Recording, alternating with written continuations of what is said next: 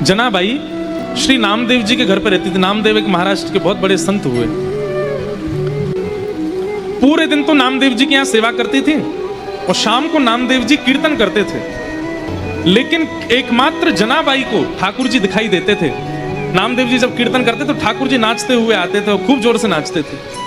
कहते हैं श्री जनाबाई मंदिर नहीं जाती थी। तो नामदेव जी ने एक दिन टोका, ए जना तू मंदिर क्यों नहीं जाती?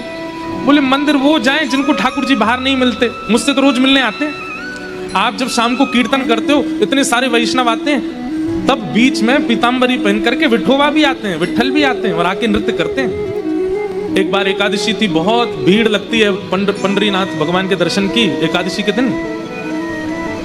तो जनाबाई आज नामदेव जी से क्या बोली, आज एकादशी है। बोले तो और दिन से आज कीर्तन थोड़ा कम कीजिएगा।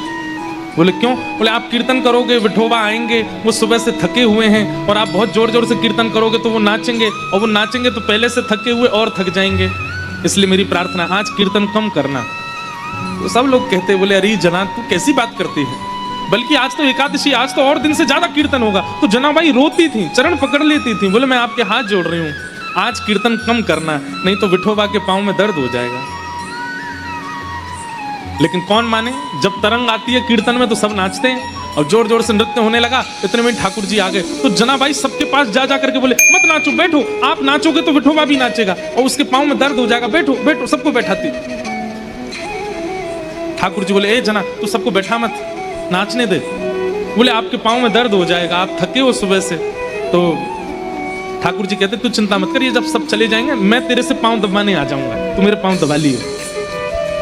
तब भी जनाबाई कोने में बैठी बैठी रोती रहती, और जब खूब जोर से मृदंग बजती तो कान पे हाथ धर लेती। बोले आज इतनी तेज मत बजाओ, वो देखो कितनी जोर से उछल रहे हैं विठल। जब सब चले जाते, सब सो जाते, रोती रोती जनाबाई पुकारती कब आओगे, मुझे पाँव दबाना है। तेल लेकर के बैठती, घी लेके बैठती।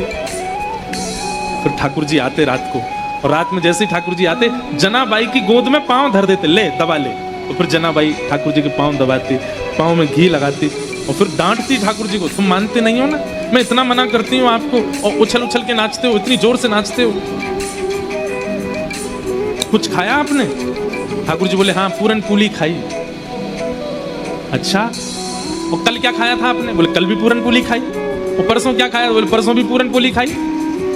जनाबाई बोली रोज पूरन पोली खाते हो? बोले मंदिर में यही बनता है, रोज एक सा ही प्रसाद बनता है। तो जनाबाई बोली मैं कुछ और बना के खिलाऊं? तो ठाकुर जी बोले बनाओ। तो जनाबाई बनाने लगी। ठाकुर जी बैठे थे तो जनाबाई बोली बैठने आए हो? बस मेरे छोटे छोटे हाथ हैं, मैं भी तो थक रही हूँ, चलो आओ मेरे साथ बनवाओ। ठाकुर जी सब्जी अमनिया कर रहे थे जनाबाई के साथ।